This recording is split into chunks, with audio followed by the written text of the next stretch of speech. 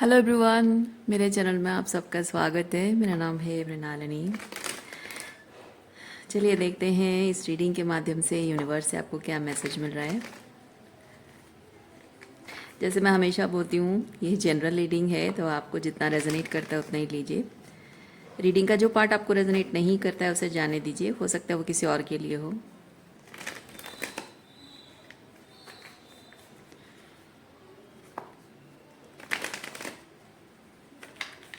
और ये reading gender specific नहीं है, टाइमलेस रीडिंग्स हैं, तो आपको जब भी रेजोनेट करता है आप एनर्जी क्लेम कर सकते हैं और रेजोनेंस के हिसाब से रीडिंग का जेंडर स्विच कर सकते हैं। और अगर आपको लगता है कि आप किसी पर्सन से डील कर रहे हैं, उनकी एनर्जी है, आपकी नहीं है, तो आप अकॉर्डिंगली रोल रिवर्स भी कर सकते हैं।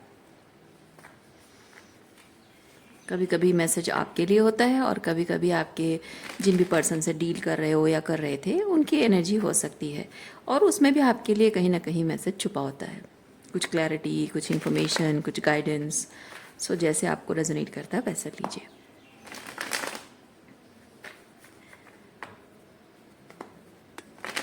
ओके, ग्रैटिट्यूड के साथ, अनकंडीशनल लव के साथ, सरेंडर के साथ शुरुआत करते हैं आपकी रीडिंग।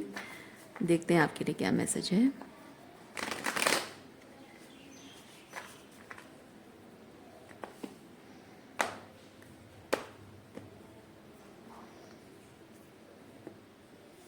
इंटीग्रेशन,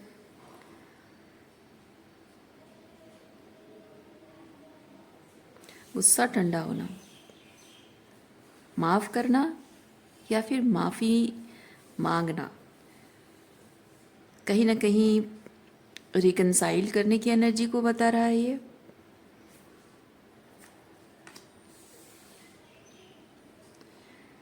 गिल्ट, आप शायद आप किसी पर्सन के साथ कोई लड़ाई झगड़ा हुआ हो, गुस्से में आकर आपने कोई बात कह दी हो, या फिर बात गलत ना हो। कभी हो सकता है कि बात गलत हो या फिर बात सही हो लेकिन बोलने का स्टाइल आपका गलत हो। तो in some way you are feeling guilty about something.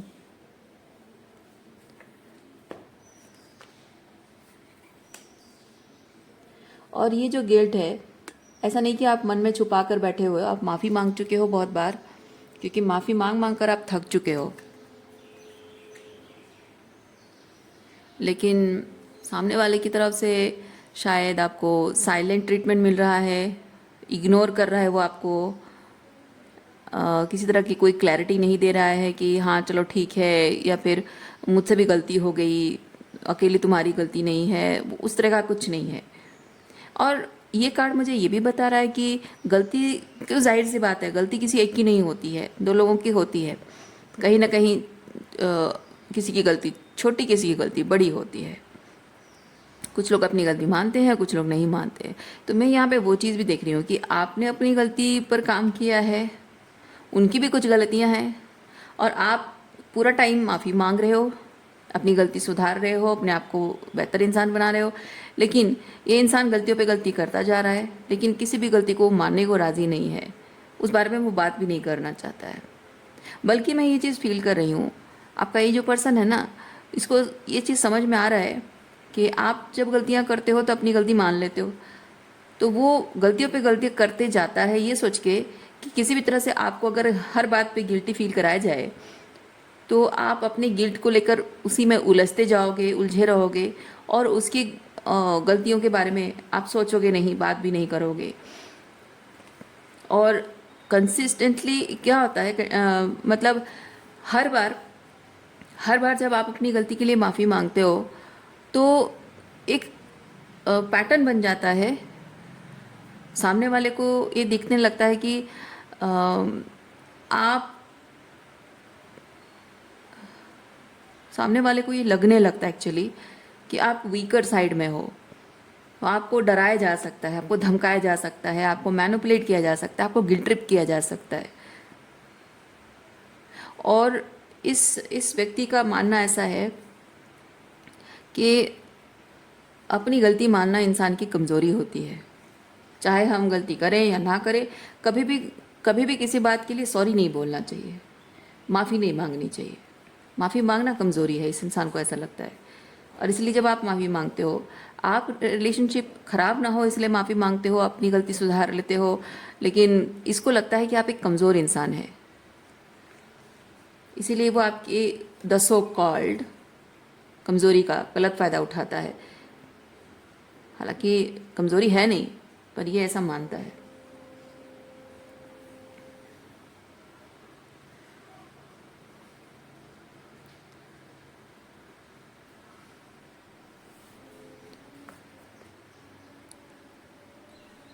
जबकि आप अपनी तरफ की गलतियों को ज़्यादा इम्पोर्टेंस देते हैं। मतलब जब भी लड़ाई झगड़ा होता है, कुछ लोगों का ऐसा होता है ना कि लड़ाई झगड़ा जब होता है सिर्फ दूसरों की गलतियों पर ध्यान देते हैं, अपनी गलतियों को बहुत सारे जस्टिफिकेशन देकर कवर अप कर देते हैं और कभी मानना ही नहीं चाहते। और अगर उनको जता भी दिया जाए कि वो गलत है तो वो कहीं ना कहीं इस तरह से बोल देंगे कि हाँ उसने मुझे प्रोवोक किया था तो मैंने ये कर दिया। और कुछ लोग होते हैं जैसे आप जैसे लोग होते हैं जो गलती करते हैं और दोनों दोनों के बीच जो लड़ाई झगड़ा बातचीत जो भी होती है उसमें सामने वाले की तो गलती है, उससे तो हर्ट हो ही रहे हो, लेकिन आपने ऐसा क्या कहा, आप ज़्यादा आपका फोकस इस चीज़ पे रहता है कि आपने ऐसा क्या कहा या किया जिससे कि सामने वाले को इतना गुस्सा आया, सामने वाला नाराज़ हो गया, सामने वाला दुखी हो गया या डिस्टेंट हो गया। और कुछ ऐसी चीज़ें होती कि जेन्युइनली दिख जाता है कि हाँ मैंने थोड़ा सा हाई टोन में बोला, थोड़ा गुस्सा होकर बोला मैंने, या फिर कुछ और चीज़ें जो कि वो दिखता है कि हाँ एक्चुअली में आपकी गलती है। लेकिन कुछ कुछ चीज़ें ऐसी होती है ना जो अपनी गलती, जो उसका जो रिएक्शन है गुस्सा करना, तो वो गुस्सा इसलिए नहीं कर रहा कि आप कोई गलती कर रहे हो, वो गुस्सा इसलिए कर रहा है क्योंकि वो गुस्से के माध्यम से अपनी गलतियों को ढकने की कोशिश कर रहा है।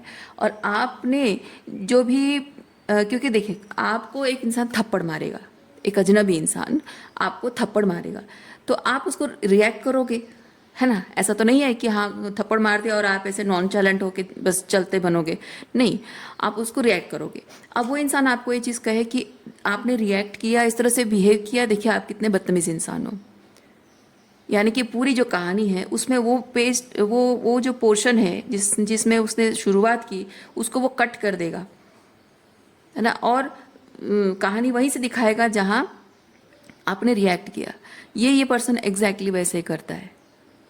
तो उसके पार्ट का जो उसने पहले शुरुआत की थी वो हटा देता है उसको, और जहाँ से आपका रिएक्शन, और आपका रिएक्शन ऑब्वियस है, कोई आपके साथ बुरा व्यवहार करेगा तो आप रिएक्शन दोगे, तो आपका जो रिएक्शन है वो किस तरह से बदतमीजी है या फिर डिसरेस्पेक्टफुल है उसको बढ़ा चढ़ा कर वो बोलता है। तो उस चीज़ की आदत आपको शायद पड़ चुकी है, क्योंकि ये इस कार्ड के थ्रू मैं चीज़ फील करती हूँ।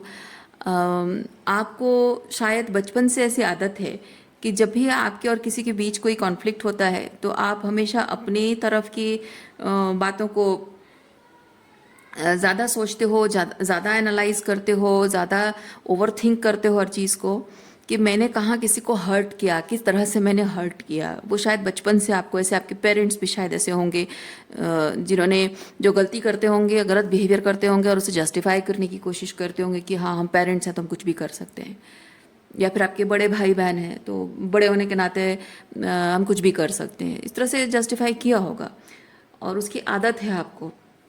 इसलिए आपको पहली चीज़ अपनी गलती तो जो एक्चुअली में गलती वो दिख रही है, और दूसरी चीज़ है कि आपको जो एडिटिंग करके, है ना, एडिटिंग करके जो आपको गलतियाँ दिखाई गई हैं उसको भी आप बैठकर सोचते रहते हो, एनालाइज करते रहते हो उस चीज़ को। तो इस तरीके का ये कन्फ्यूजन से भरा माइंड उस चीज़ को बता रहा है।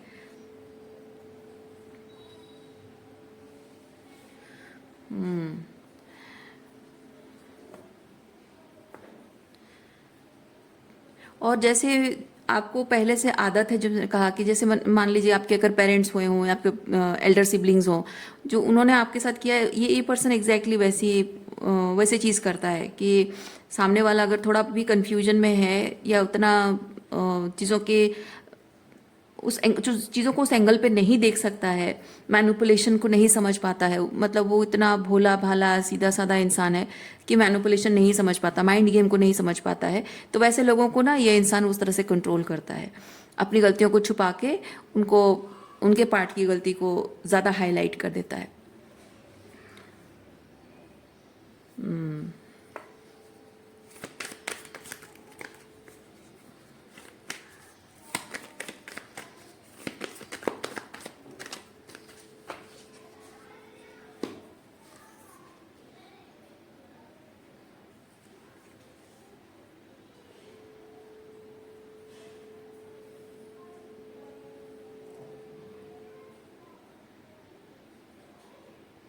अच्छा, मुझे कहीं ना कहीं मुझे मतलब इस कार्ड के थ्रू मुझे और एक मैसेज फील हो रहा है, इसीलिए मैं ये कार्ड अब तक रीड नहीं कर पाई हूँ, ये एनर्जी अभी तक है कुछ। तो यहाँ पे और एक चीज़ भी मैं फील कर रही हूँ, आपको आपको शायद ऐसा जताया गया है कि आप बेवकूफ़ हैं, स्मार्ट नहीं हैं, क्योंकि आप बहुत ही सीधे साधे भोले इंसान हैं, प्योर हार्टेड इंसान हैं, इसीलिए मैनिपुलेशन माइंड गेम को आप समझ नहीं पाते हैं, इसलिए लोग आपका जो फ़ायदा उठाते हैं आपको पहले नहीं पता चल पाता है, बाद में जब रियलाइज़ होता है आप बहुत ही बेवकूफ़ जैसा फील करते हो, फुलिश जैसा फील करते हो, और आपको लगता है कि बाकी सब लोग बहुत स्मार्ट है, चालाक है, मैं क्यों नहीं हूँ। पर मैं आपको एक चीज़ बता रही हूँ, ये जो चालाकियाँ लोग करते हैं ना, ये टॉक्सिसिटी है, ये स्मार्टनेस नहीं है, ठीक है, ये स्मार्टनेस नहीं है, ये कनिंग है, टॉक्सिसिटी है। और ये जो टॉक्सिसिटी होती है ना, ये किसी की साइकोलॉजिकल वेलबींग पर बहुत बड़ा खतरा है, और इसका बहुत बैड कर्मा होता है, आपको ऐसा बनने की ज़रूरत नहीं है। और जो सादगी, जो भोलापन आपके अंदर, जिसे आप समझते हो क्या आई एम अ फूल और लोगों ने मुझे फूल बनाया, नहीं, आपके अंदर जो सादगी है, आपके अंदर जो भोलापन है, वो एक्चुअली में डिवाइन है, प्योर है। और ईश्वर चाहता है कि हम उसके सब बच्चे इस तरह से प्योर हार्टेड हों, किसी के मन में कोई दूसरों के लिए कोई भेदभाव ना हो, किसी के प्रति वो बैड इंटेंशंस ना हो। बच्चे कैसे होते हैं ना, बच्चों का मन कितना साफ होता है, वैसे ही सबका मन साफ हो, लेकिन वो ऐसा होता नहीं है। तो आप कभी भी अगर आपको ये चीज़ फील हो रहा है कि मैं बेवकूफ़ क्यों हूँ, चालाक उनकी तरह क्यों नहीं हूँ, स्मार्ट क्यों नहीं हूँ, you you can become smart, but you must not become that cunning person, shrewd and cunning person, वो नहीं बनना है आपको, ठीक है। स्मार्टनेस के साथ रिश्तों को निभाना अच्छी बात है, लेकिन रिश्तों में चालाकी लाना ये सही बात नहीं है।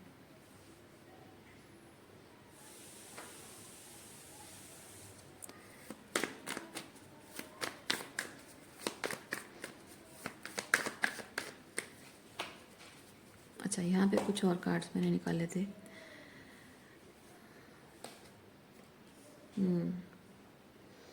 एम्प्रेस एनर्जी, ट्रांसफॉर्मेशन,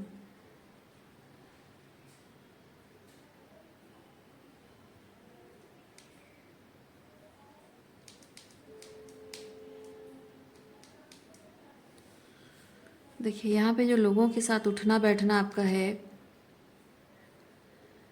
आपको लगता है कि देखिए आपके अंदर ये एम्प्रेस एनर्जी है, ठीक है, तो empress energy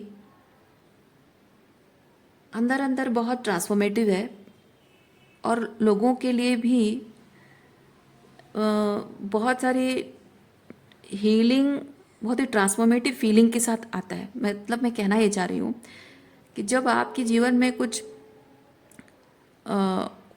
struggle, internal struggle, मैं दूसरों के साथ रिलेटेड नहीं कह रही हूँ, कुछ किसी भी तरह के कुछ भी इंटरनल चैलेंजेस आते हैं, इंटरनल स्ट्रगल्स आते हैं, तो वहाँ आप अ, क्या बोलते हैं उसको, अंतःकरण, ओके थैंक यू, अंतःकरण जो है ना, वो ये एनर्जी है। तो वो अंतःकरण की जो मानसिकता आपके अंदर है, ठीक है, वो भावना आपके अंदर है, तो आप जैसे ही अपने जीवन में difficult and challenging situation face करते हो, आप उस एनर्जी को ट्रांसम्यूट करते हो। ये ट्रांसफॉर्मेशन को एक्सेप्ट करके आप उसको बदल कर कुछ बेहतर बनने की कोशिश करते हो।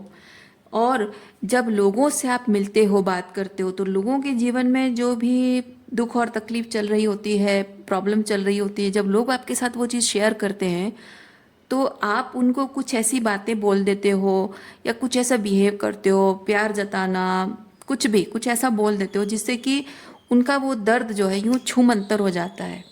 पर वो टेम्पररी होता है, वो परमानेंट नहीं होता है, मैं वो कहना चाह रही हूँ। तो ये जो अ, आपकी पावर है ना, इस पावर को लोग इस्तेमाल करना चाहते हैं अपने फ़ायदे के लिए, टेम्पररी ग्रेटिफिकेशन के लिए, और सिर्फ इसीलिए आपके साथ रिश्ता रखते हैं, सिर्फ वो टेम्पररी हीलिंग पाने के लिए। और ये जो आप खुद पर वो अंतःकरण, जैसे मैंने कहा, ये जो काम खुद आप अपने आप पर करते हो, ये काम वो खुद से नहीं करना चाहते। आप जो उनके लिए कर देते हो वो टेम्पररी लेवल पे उनको हीलिंग मिल जाती है, और वो कंसिस्टेंटली वो एक दवाई की तरह काम करते रहे, इसीलिए वो आपको अपने साथ हमेशा बनाए रखते हैं। लेकिन जहाँ बात एफर्ट्स की है, कमिटमेंट की है, दे होल्ड बैक। और आपको लगता है कि ये जो लोग हैं, ये लोग एक्चुअली में आपसे बहुत प्यार करते हैं, इसलिए आपके प्रति कमिटेड हैं और आपके साथ रिश्ता बनाए रखे हुए हैं। इवन इफ आप अगर चैलेंजिंग टाइम से गुजर रहे हो, इवन इफ आप उनसे थोड़ा बहुत किसी भी तरह से इमोशनली डिस्टेंट भी हो, उनके और आपके बीच में थोड़ी दूरी भी आ गई है, फिर भी उनकी बातों में, बिहेवियर में आपको लगता होगा कि वो आपकी बहुत परवाह करते हैं।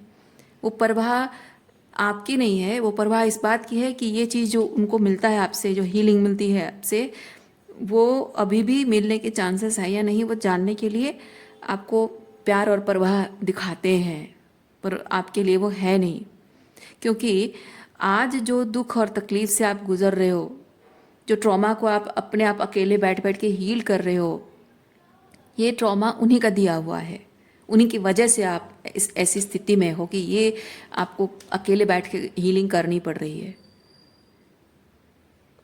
ओके, लेकिन फिर भी उनका आपको इस तरह से प्यार जताना सिर्फ इसलिए है क्योंकि हमेशा से आपकी ये एनर्जी उनको मिलती रही है, और आज भी उनको उम्मीद है आपसे कि थोड़ा बहुत मीठा मीठा बात करेंगे, प्यार जताएंगे, प्यार परवाह दिखाएंगे, किसी तरह से फाइनेंशियली हो, खाने पीने में हो, ज़रूरतें पूरी करने में हो, या कभी सुपरफिशियल गॉसिप वगैरह करके थोड़ा बहुत आपके क्लोज जाने की कोशिश वो करते हैं, ताकि जो आपसे मिलता था वो उनको अभी भी मिल सके, कंटिन्यू हो सके।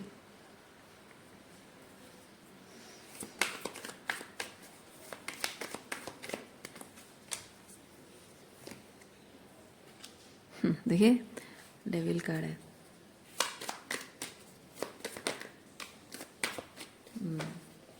दे are very much attached to these things. ये हीलिंग एंड एडवेंचर, ये हीलिंग एंड एडवेंचर जो उनको आपके साथ मिलता है ना, इसीलिए वो आपके साथ जुड़े हैं, वरना प्यार व्यार कुछ नहीं है। ये सिर्फ उनका अटैचमेंट टू दीज थिंग्स। ठीक है। और इंग्लिश हिंदी मिक्स करके बोलने के लिए और आपको ऑकवर्ड फील कराने के लिए माफ़ी चाहती हूँ। मैसेज ज़्यादा इम्पोर्टेंट है ना।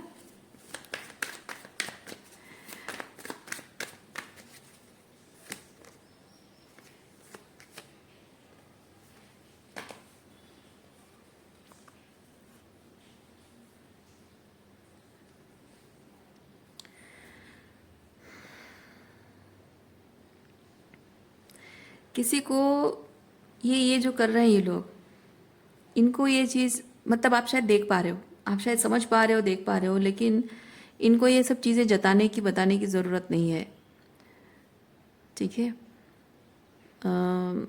आप इनको जितना बताओगे कि वो जो भी कर रहे हैं, क्या कर रहे हैं, क्या इंटेंशन, किस तरह के इरादे रखकर वो ये चीज़ें कर रहे हैं, आप उनको जितना बताओगे कि मुझे सब समझ में आ रहा है, उनका मैनिपुलेशन उतना बढ़ता जाएगा, क्योंकि आप ऐसा कर रहे हो, ये दिख रहा है। जब आपको समझ में आ जाता है ना कि ये लोग क्या कर रहे हैं, आप उनको बता देते हो, पर आपको साइलेंट, क्योंकि आपको क्या लगता है, आपको लगता है कि मैं अगर उन्हें ये चीज़ बता दूंगी कि वो जो कर रहे हैं, क्या कर रहे हैं, मुझे सब समझ में आ रहा है, तो अपनी गलतियां सुधार देंगे, वो बदल जाएंगे, है ना। देयर इज सम होप कि उनके उनकी गलतियों पर उनको एहसास हो जाएगा। पर हम इसीलिए मैं आपको एक चीज़ बता रही हूँ, ऐसा कभी मत करना आप, क्योंकि आप जिस जो इंसान आपके भावनाओं के साथ खेल रहा है, आपके दिमाग के साथ खेल रहा है, आपकी एनर्जी के साथ खेल रहा है, उस इंसान को जितना आप बताते जाओगे कि आपको सब समझ में आ रहा है कि वो क्या कर रहा है, वो अपना मैनिपुलेशन और भी स्ट्रॉन्ग कर देगा, आपको मैनिपुलेट करने का, कंट्रोल करने का तरीका और भी बढ़ा देगा। वो कैसे वो कर पाएगा, मैं इस बात के लिए श्योर आपको कह सकती हूँ, क्योंकि जब आप सामने वाले को ये चीज़ बता रहे हो कि वो आपके साथ क्या कर रहा है, आपको समझ में आ रहा है, that means you want to justify what you're doing, you want to get validation from that person, ठीक है। तो सामने वाला जो भी कर रहा है उसको प्रूव करके, उसे उसकी गलती का एहसास दिलाकर, उससे एक्सेप्ट करवा के ये चीज़ कि हाँ वो गलत कर रहा है और आप सही हो और वो गलत है, इससे एक चीज़ होगा कि आपको वैलिडेशन मिलेगा। सो आप ये नहीं समझ पा रहे हैं कि उसको एक्नॉलेज करके आप उससे वैलिडेशन पाने की इच्छा रख रहे हो, इसीलिए उसको पता चल जाता है, उसको पता चल रहा है कि आप वैलिडेशन पाने की इच्छा रख रहे हो, मतलब आप अभी भी उसके ऊपर डिपेंडेंट हो इमोशनली, इमोशनल को डिपेंडेंसी आपकी अभी भी है। तो आप जब इमोशनली डिपेंडेंट हो, खुश रहना दुखी रहना उस पर निर्भर करता है, तो वो अपना मैनिपुलेशन टेक्निक और भी स्ट्रांग बना देगा, और उसको कॉन्फिडेंस है, उसको पता है कि वो अभी भी आपको मैनिपुलेट कर सकता है, क्योंकि उससे वैलिडेशन पाने के लिए आप चाहते हो, है ना, वो आपके लिए इम्पोर्टेंट है। इसीलिए मैं आपको बता रही हूँ कि जब आपको समझ में आ जाता है लोगों के tricks, mind games and manipulation and tricks, जब आपको पता चलता है, बस उनको साइलेंटली ऑब्जर्व कीजिए, उनको एक्नॉलेज मत किया कीजिए, उनको बताया मत कीजिए कि हाँ मुझे ये चीज़ समझ में आ गया कि तुम क्या करने की कोशिश कर रहे हो। नहीं, देखिए, आप अल्टीमेटली रिसीव वही करेंगे, मल्टीप्लाइड रिसीव करेंगे जो वो आपके साथ कर रहा है। फ़ायदा कुछ नहीं होने वाला है। आप चाहते हैं कि उनके और आपके बीच रिकनसाइल हो जाए, चीज़ें बदल जाए, वो सुधर जाए, पर नहीं, वो मल्टीप्लाइड आपको मिलेगा, वही मैनिपुलेशन, वही माइंड गेम। क्योंकि जिस इंसान के इरादे अच्छे होते हैं ना, वो इस तरह के गेम खेलता ही नहीं है। जिसके इरादे अच्छे होते हैं वो आपको कभी भी रिश्ते को सज़ा की तरह नहीं फील करने देगा, रिश्ते को कभी एक ट्रॉमा की तरह नहीं फील होने देगा, साइकोलॉजिकल अब्यूज़ की तरह फील होने नहीं देगा। आपको हमेशा टेंशन में रहना, ओवर थिंक करते रहना, ओवर एनालाइज करना, सेल्फ डाउट करना, सेकेंड गेस करते रहना, अज्यूम करते रहना, इस तरह की स्थिति में आपको रहने नहीं देगा।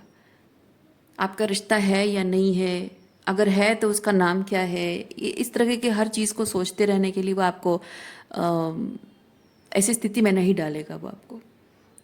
वो आपको अगर आपके साथ रहना चाहता है तो वो 100% निभाएगा, और अगर नहीं रहना चाहता है वो बोल कर ख़त्म कर देगा। लेकिन आपको साइलेंट ट्रीटमेंट देकर, आपके किसी सवाल का जवाब ना देकर, किसी तरह की कोई क्लैरिटी ना देकर, आप सवालों में उलझे हुए हो, जान रहा है, परेशान हो, जान रहा है, अभी भी उसका इंतज़ार कर रहे हो कि वो सुधरेगा, समझ जाएगा, रिकनसाइल करेगा, वो जानता है कि वो आप चाहते हो, लेकिन फिर भी वो साइलेंटली मज़े ले रहा है दूर बैठ के। This person is not good for you, और ऐसे इंसान का आपकी ज़िंदगी में ना होना ही अच्छा है। इसीलिए ऐसे व्यक्ति के साथ रिकनसाइल करना या उसको समझाने की कोशिश करना wastage of time and energy. So reading मैं यहीं पे रखती हूँ। उम्मीद करती हूँ इस रीडिंग से आपको कुछ क्लैरिटी मिली हो। मैं आपको नेक्स्ट रीडिंग में मिलती हूँ। अपना ख्याल रखिए, खुश रहिए, बाय।